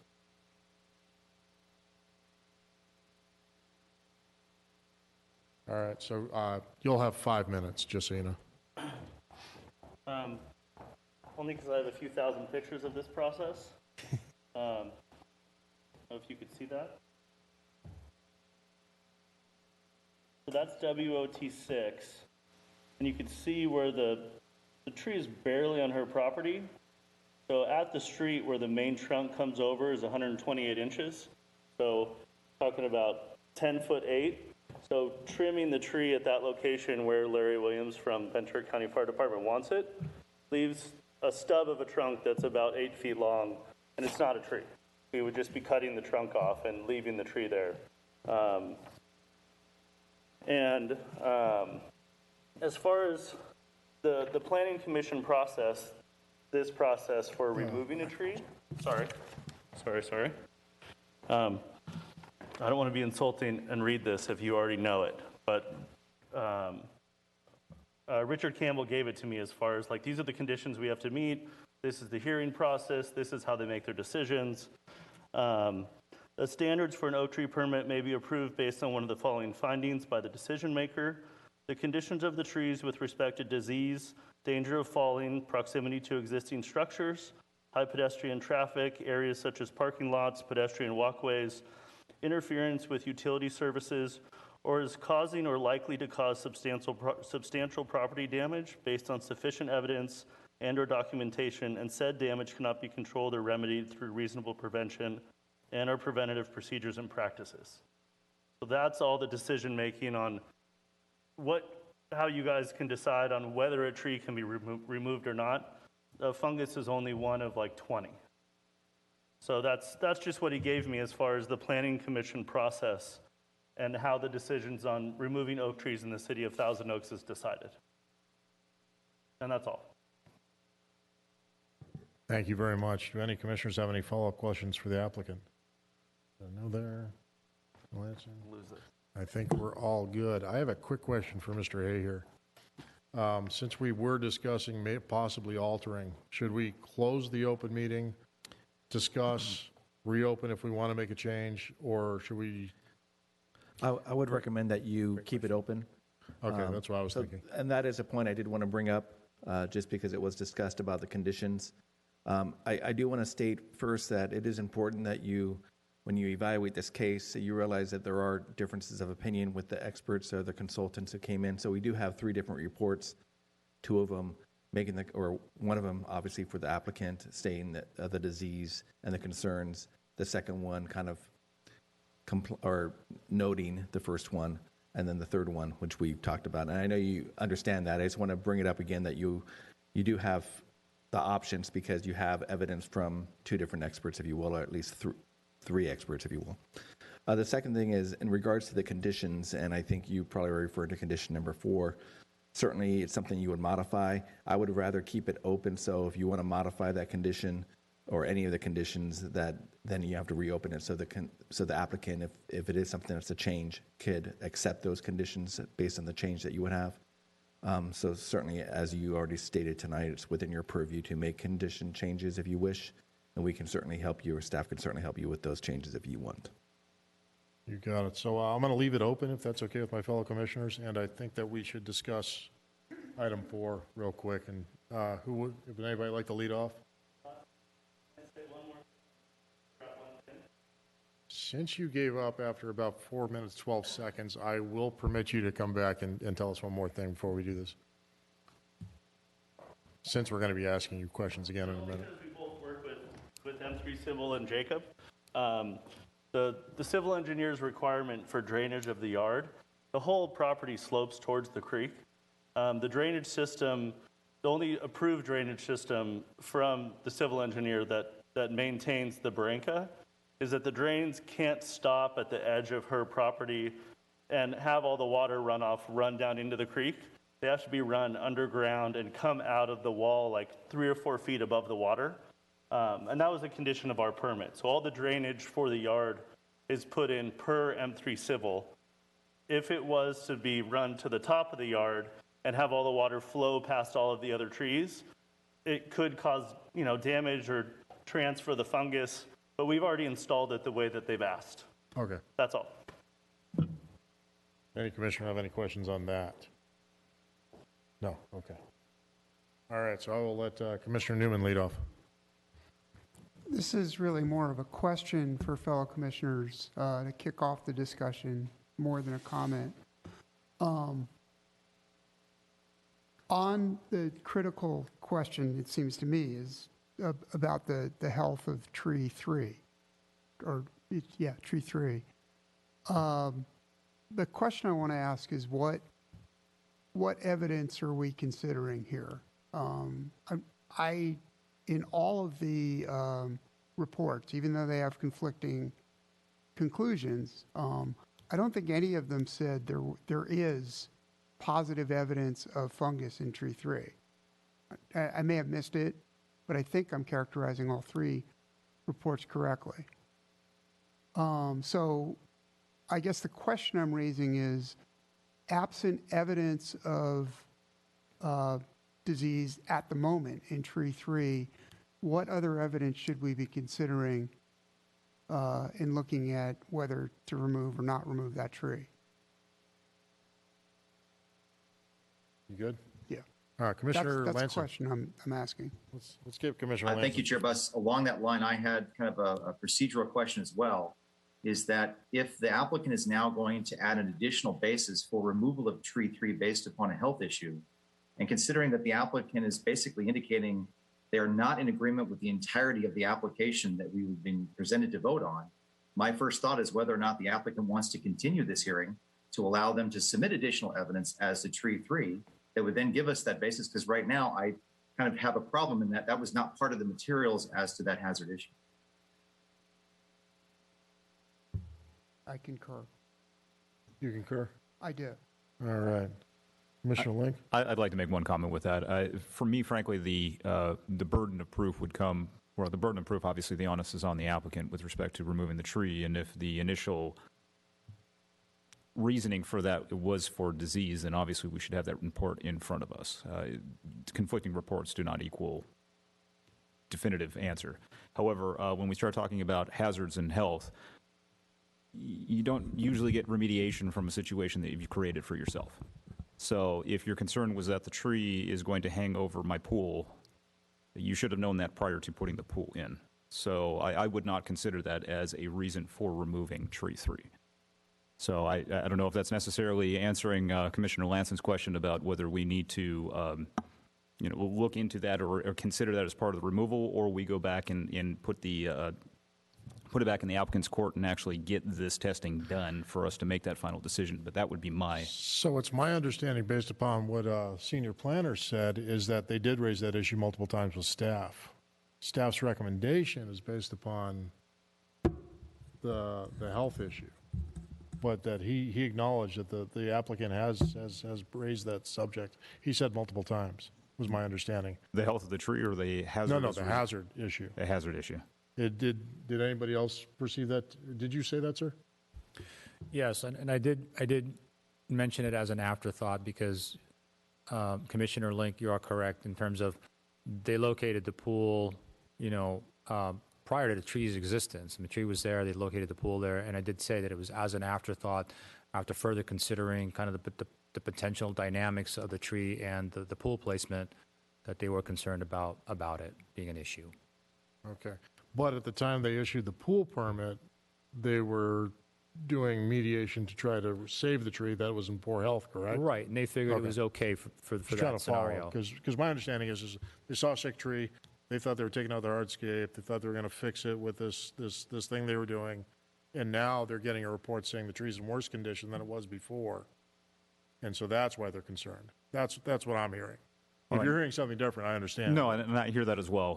Bringing up the issue of whether this tree is going to fall into the pool is sort of the situation. Again, that's a situation you've created by putting your pool immediately underneath a branch that may or may not fall down. But it's because the city told them the tree was in good enough health to rescue and then told them what to do to fix it, and that's not happening.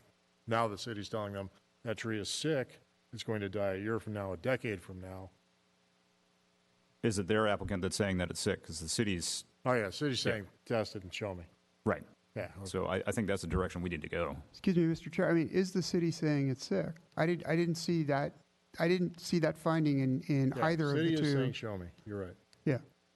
The city. One of the city. There are two reports from the city. One of them essentially quotes what the applicant's report said, and the second one said we need more evidence. I think the problem I'm running into is that we don't have an arborist here. And so I saw our senior planner's pictures where he's showing us, yellowing of leaves and stuff like that. And we actually don't have the professionals here. So we don't have the applicant's reason my professional or first the question to staff was when this test would be done, and then my surprise to hear there might not be a test was my second question was going to be, then why are we here? Why are we having this meeting now? Shouldn't we be meeting after, as Commissioner Link has suggested? After the test has happened. Right. We have some evidence to say and I'm not saying that the tree is or isn't sick. It may be in very grave condition, but may isn't enough for me. If we're going to make a decision based on a finding that a tree is ill, let's have a finding that the tree is ill. Okay, then I think it makes sense to us that none of us want to change that section 4, correct? And that you would approve it if the tree proved to be ill, but otherwise it doesn't make sense, correct? Commissioner Lanson, I'm ignoring you. I'm sorry. Are you? I just had actually a quick question. I think the only reason we're even here is because there's 3 trees at issue. If for whatever reason we only voted on the 2 trees, my question to Mr. Slim or staff is, couldn't the applicant come back as to treat 3 later on and do that as an independent issue that would not come before us? No. Procedurally, I believe that. Well, no, it's the size of the tree, I think, is what triggers this hearing. Yeah, I think the tree would have to come in front of us again anyway. Yeah, that's so it's easier correct. to approve it as conditional to it being proved to be diseased, in which case it won't have to come back to us. Yeah. And removal of any request for removal of any tree, oak tree larger than 24 inches in diameter requires planning commission review. Yeah. Commissioner McMahon? So if I'm going to extrapolate from what Commissioner Lanson is saying, is if we were to vote on just the 2 trees that we seem to be in agreement on, then it's up to the applicant whether they want to go through that arduous test. That sounds like it's a real pain, a lot of time, a lot of money. And if they want to pursue that test and then come back to us, they could. And if they decided that maybe it wasn't so bad and they don't want to go through that arduous test, they don't have to come back and they get the answer for the other 2 trees. Agreed. And if we leave it as is and we vote yes pending that test goes positive, then if they choose to do that, then the city will approve it without it even coming back to us. It'll just be handled. Good point. I want to be clear on this. I'm not taking a position on whether tree 3 should stay up or come down. I feel I don't have enough information tonight to make that determination if we're using disease as the basis for a finding. But if we're using disease as the basis and it turns out that the tree is diseased, if they do the testing, then would you vote for it hypothetically today? Given that 'Cause that's basically what exactly staff the is basis, recommending. given we are using that exact basis to what sounds like there's agreement that we would proceed with an approval of taking down tree 2A, Okay. So given then that we're using that same logic on a I different think that tree, we're in then agreement yes. with staff's recommendation then. On the tree where there is evidence of disease. Now, Well, they're saying that we should approve the removal of the third tree pending a positive test for the same disease that the tree 2 has. Otherwise, that tree is not going to be removable. right, so staff has presented, the applicant has presented, and staff has presented us with evidence of disease in tree 2A. Correct. None of the reports from any of the 3 arborists have presented us with evidence, with physical evidence of fungus in tree 3 as of tonight, is my understanding. I hope I'm saying that correctly. If I'm in I'm not, agreement. I if didn't I'm see a not, positive please test. correct me, But but Thank you. that's the distinction. And if we're using disease as the line that we're crossing or the basis for a finding, then it sounds like we have it on 2A, and we do not have it on 3. If there are other bases for having a discussion about 3, I'm happy to have that discussion. But on the question of disease, I don't think we have the evidence. Well, I think we're in agreement that the majority of commissioners said that if it's a safety issue, we're not going to say a safety issue is something that if you created the safety issue yourself. It's certainly a concern for me. I don't know, as Commissioner Link has said, I don't know that it's a basis for a finding. Exactly. Senior Planner Slim, I saw you attempting to speak. All I want to do is offer some clarification with 2 things. With respect to the reports and specifically the city consultants, city consulting arborists, that is correct. I think one did mention the deciduous branches and some dieback or foliage changes. The other one did not, said there was absence of any evidence. So that's the only clarification I want to offer for those 2 reports. But the other thing I did want to mention is, just so we understand, the decision here is 2 things. If they don't go forward with the lab test, they can't remove the tree. If they do go forward with the lab test and the lab test come back negative, they can't remove the tree. So that's just something to be clear about. That's how the conditions are meant to play out. So if I may, Mr. Chair? Please. Just to follow up, I mean, if we just do an up or down vote on the application as you presented it to us, that would essentially require a lab test, would it not? If they want to remove the tree, that is correct. Right. Yeah. Right. And the lab test, and not just do the lab test has to show conclusive evidence that says, yeah, whether it's this particular fungus or another pathology that's going to cause the tree to terminally decline. Right. So. If, as a matter of procedure, though, because it is, as the applicant has testified, it is a significant cost and inconvenience to do additional work on 3. It might, as Commissioner McMahon has suggested, make more sense, or Commissioner Lanson, Commissioner McMahon commented, to perhaps change the scope of the vote so that it only covers the other 2 trees. I think that would be a negative because they've already put that tree into the process. So I don't see how that would. So then you would prefer, or I'd prefer to go vote on all 3. up or down on all 3. As is. Right. Okay. After the conversation, I prefer that also. Commissioner Lanson, sorry. In light of how it looks like we're thinking, I think it still goes back to the applicant as to whether or not they want to go through with getting the approval of the application as presented, or Agreed. whether they want to then maybe continue it or take it off calendar to then present additional evidence as to the danger issue. Because right now it doesn't sound like they're in favor of the application as presented. Yeah, so that's, Yeah. I just want to make sure we were in agreement, and then I was going to consult with them. No, I concur. I think That's we're all in exactly agreement right. at this point. All right, I'm going to follow up with you. At this point, it seems like everybody on the commission has determined that they would like to vote for it as is, as recommended by the staff, Chair, which would, just for the record, could you have the applicant come up just so oh, they can please, speak? come Yeah. on up. Thank you. Thank you. Not used to being in person again.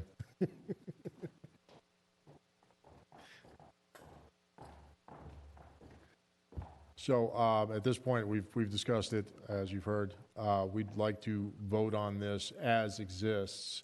If you would prefer to withdraw it and go back and review this evidence with an arborist and see if you can, if you could change the scope of what the recommendation is and with staff, you could, or we could give you a decision tonight, whichever you prefer. Can we get a little bit clarification on the one, why there was two city arborists set out months apart, and we never saw the results from the first arborist that required us to pay someone to come out and dig up the roots and make whatever observation that he made, which we weren't privy to because we were told by the city that we couldn't see that report. But the city sent out somebody that asked us to dig up the roots and have our tree consultant there, which we paid for, and now we're being asked to do it again, which I don't understand. Problem I'm running into is that I don't have any arborists here.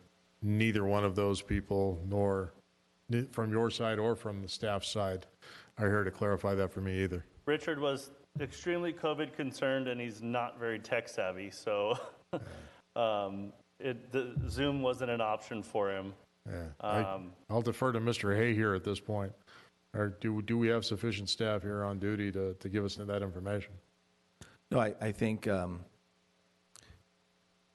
certainly I understand applicant's comment. There's no solution tonight for that issue. So I think your presentation of the two options are appropriate. Okay. That is, you either they can make a decision as a team to say we want to step back and continue this to a time, to a new date, or and then see what the arborist says, or you can make a decision tonight because the decision does have, in a sense, an ability to address all three trees based on the current recommendation by staff, right? Copy that. Okay. Is there no clarification on the first city arborist and his report, and when we already dug up the roots once, and why? Unfortunately, the city everybody that sent works out for another staff is in arborist? front of you here, and I do not have access to whoever discussed that with you. Okay. Yeah, excuse me, Chair Buss, if I can add Yes, to sir. the dialogue.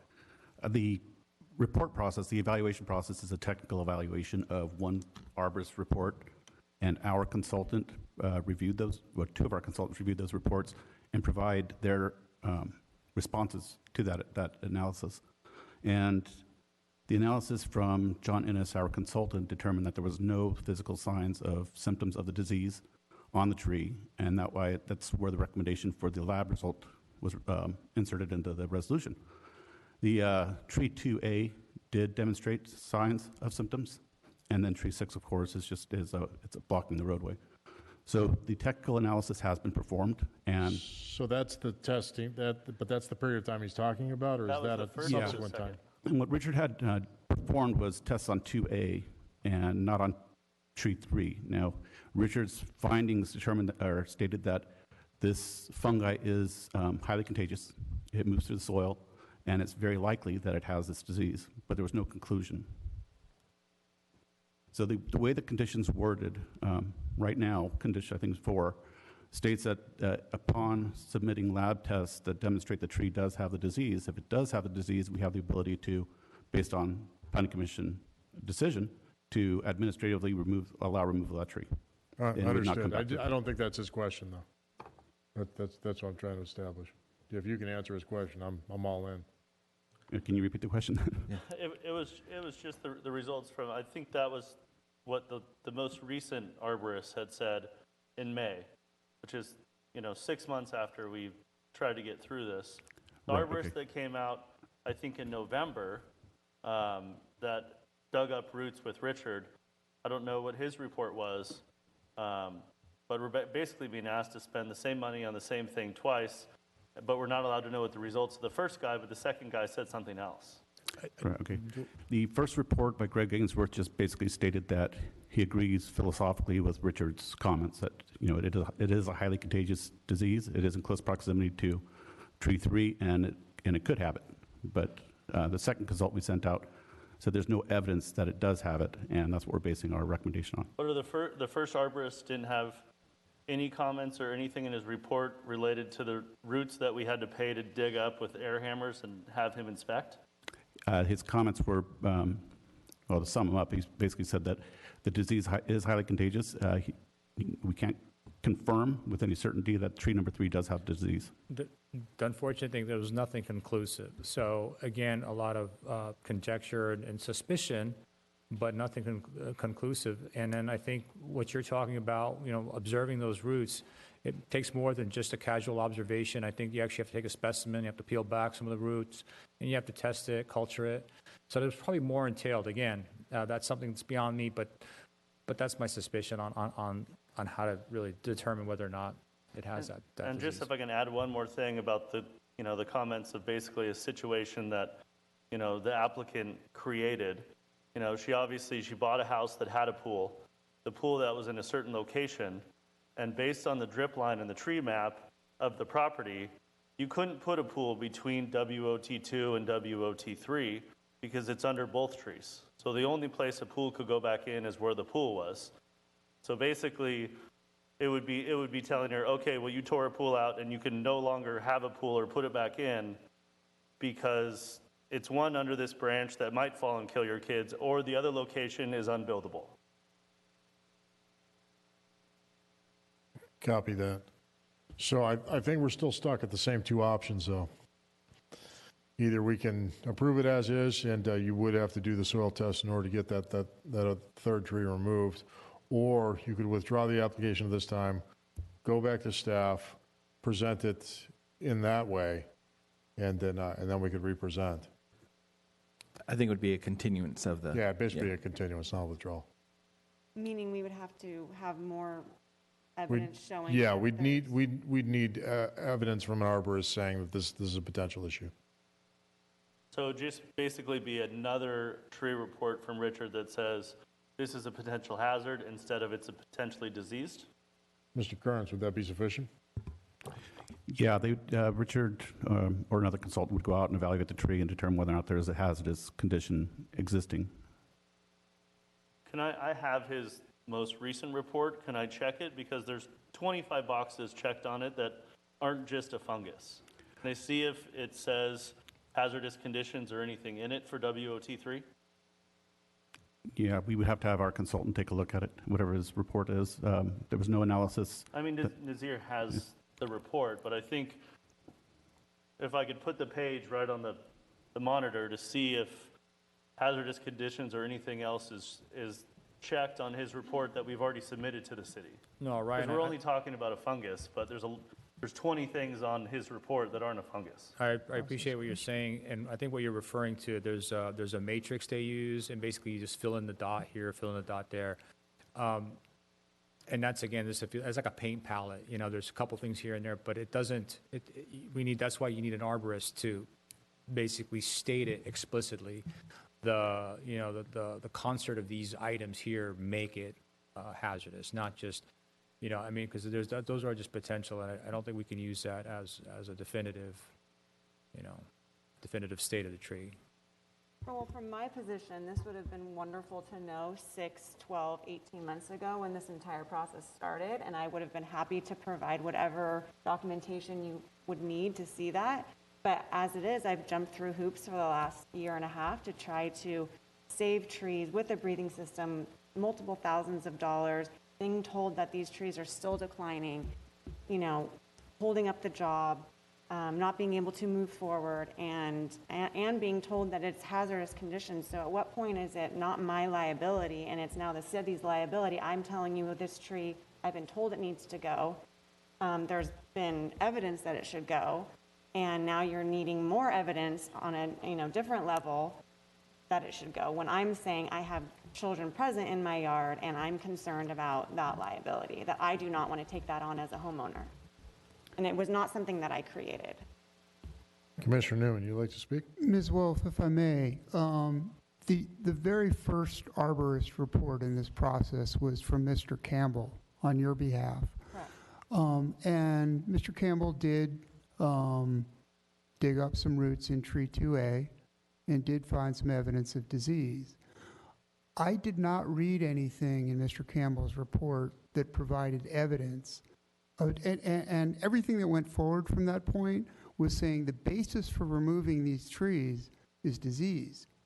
So we're not going to talk about hazards. We're not going to talk about lightning strikes or wildfires or locusts or something else. We're going to talk about disease here.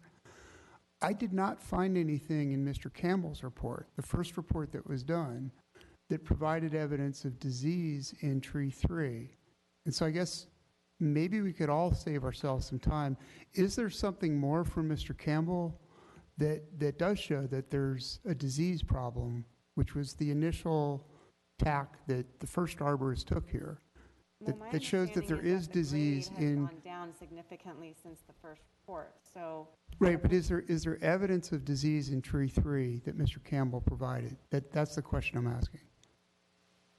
Whether it would be disease or just imminent decline, I'm not sure why I understand your position, but I'm not sure why if it is shown to decline, whether it's disease or it's just dying, why that actually matters. Well, I'm trying to do two things. One is I'm asking a question, is I'm asking for evidence of disease in tree 3, because we have 3 arborist reports in front of us, starting with Mr. Campbell's, on your behalf, and none of those 3 provide that evidence. And then 2, when you're asking about, well, what about these other bases besides disease, the reason we started with disease and the reason disease is the main current through this report is because that's where we began.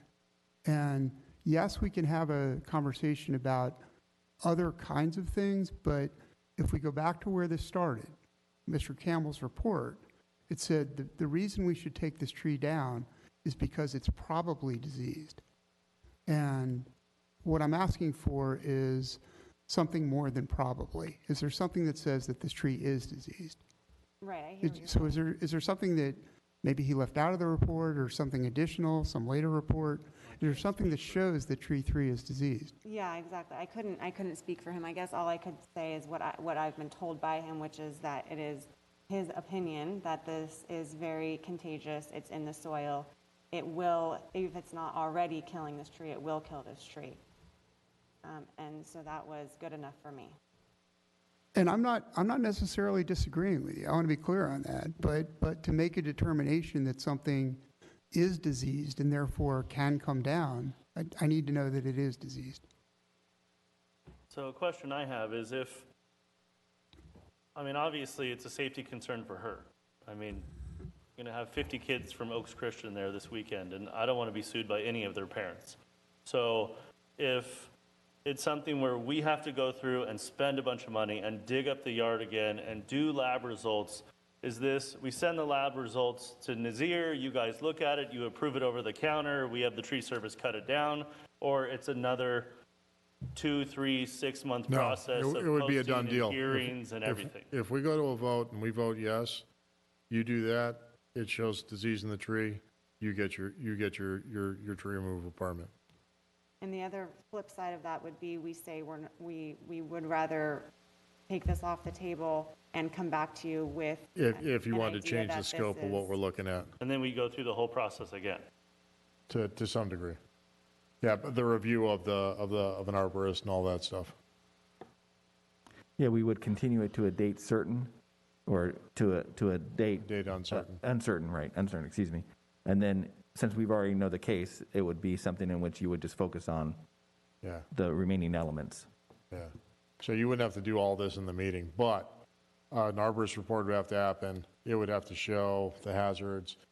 Staff would have to review that with their arborist. They'd have a response to it. Then you'd come back we'd discuss it, and then we'd have a vote. I know what her concerns are and what she's been waiting for a few years. If you approve it pending a lab result, and we're allowed to take out WO2 and 6, and then get into the middle of the winter when the kids aren't using the pool and it's not disrupting everything that they've been working on for 2 years, and then we dig up the yard and then we talk about WO23, is that an option, or are we required to do all of this at the same time? Mr. A here, how long is our vote good for? Well, I guess I'm not understanding the question, but your vote is If we approve this tonight, right. could they do this over the winter, this winter? And check as that? far as the testing of the third Yeah, the tree? testing. Oh, absolutely. Okay. Yeah. But So yes. could we take out WOT2 and 6 and Yeah, be 'cause done those with will already this be done. for an extended period And of then- time until she goes out of town, hopefully for a month, and I can dig up the yard and she doesn't cry the whole time and I can put it back and nobody knows what happened? Right. So first of all, just to be clear what the recommendation is for you as applicant, and for the decision makers, the recommendation is to permit the removal of 2 and 6 and 3, but 3 is conditioned upon a finding of the disease from lab results. So as far as the decision, if that was made tonight, that would be the decision unless it was appealed by anybody, which is the right of anyone who wants to appeal it within 10 days. Appeal, Correct. So we would know in 10 days if. Correct. So then what would happen is you can go forward with whatever pace you want to go through as far as 2 and 6, of course, and then 3 at your position.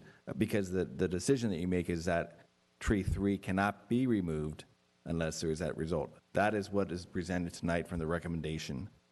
The option that has been discussed with you is if you want to not have a decision like that tonight and you want to come back again with a continuance of this hearing and then come back with additional information for tree 3, that is an option that they are providing for you tonight that you can decide. So either one is, one, you have the motion that would be made, and based on the recommendation, that would be, assuming that's where they would go, that is removal of tree 2, tree 6, and then for 3, you would have to show the lab results. And again, I also don't know, and again, we do not have the arborist here tonight, but I do not know what is required for that lab testing. So when you mentioned bringing up all the soil and everything like that, I don't know what's required to do the testing. So I don't know the extent of what, you obviously had the experience before. I don't know from not having one here as to what would be required for that testing, for the lab testing results. I spoke with Richard about it, and they, dig up the roots till they have to find, a physical area of the root that is damaged, whether it's, cut or oozing or something, test that, and then it gets sent. Well, you told me one of the UC schools does the testing. I don't remember which one. But, if during that time he did a new report based on the lab testing and hazardous conditions, it's basically, a new permit based on WOT3. So again, to be clear, tonight, if they were to vote with staff's recommendation, it would be removal of tree 2, tree 6, and then for 3, it would be removed if you show evidence that is diseased. If you don't show evidence of disease, you don't have permission to remove it based on the decision that would be made tonight. Okay. But again, the option would be that you could continue this matter and bring more evidence for tree 3 if that's your desire. That's what they're offering you tonight. And Mr., if I may, Mr. Heer, just one clarification, just to be clear about process. You mentioned a 10-day appeal. It's a 10-day window to file an appeal. The appeal itself would be sometime down the road after that. Right. It wouldn't be like we make a decision, you go, you guys stink, we don't like that decision.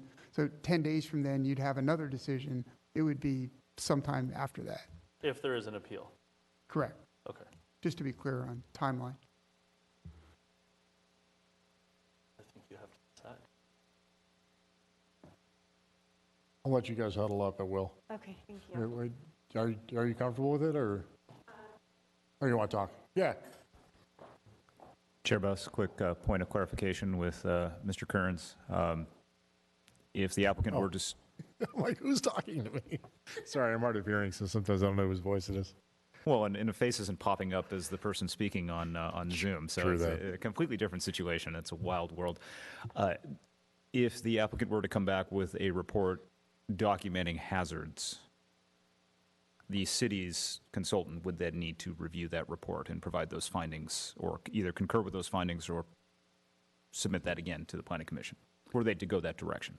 Yeah, that actually changes the procedural direction. Dead or hazardous trees go through what's called a Type A verification, that the tree is a dead or hazardous specimen and is no longer protected by the ordinance. So then the applicant has the ability to do what they like with that tree at that point.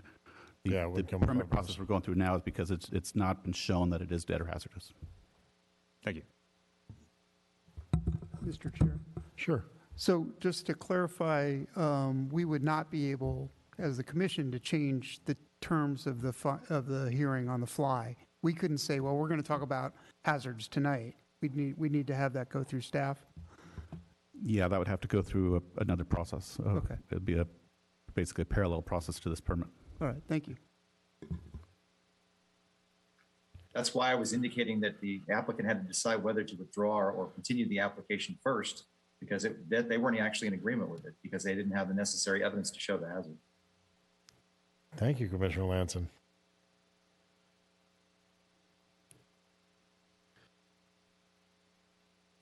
Please return to that so we can get you on mic. We would like to just move forward with a decision tonight, and if we need to supply more evidence for tree 3, we will do that. Okay, I missed that, so you're going to have to say it a little bit louder for me. Oh, we're going to go ahead with a decision tonight, and if we need to get more evidence for tree 3, we will do that. Okay, so you want us to go ahead and vote tonight, and then we'll just go from there.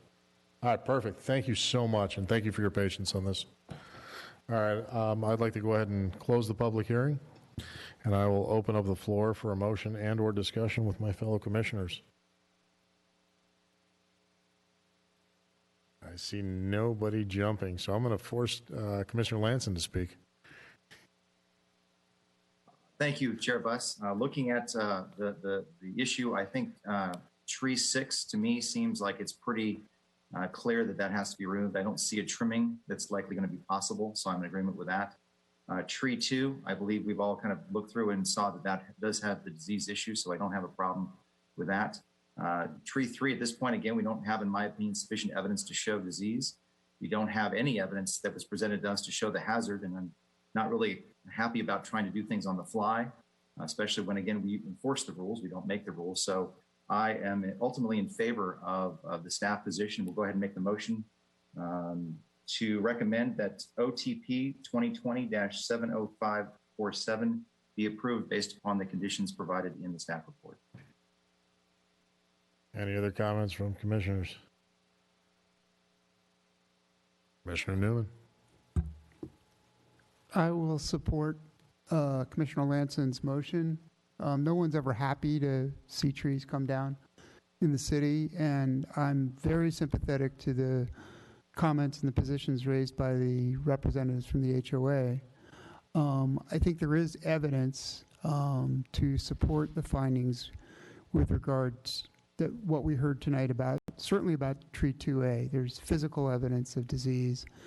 We can talk about whether 6 can or cannot be mitigated, but it seems like there's pretty strong concurrence here, even if I were to vote against it, that there's a public safety hazard posed by the current configuration of tree 6.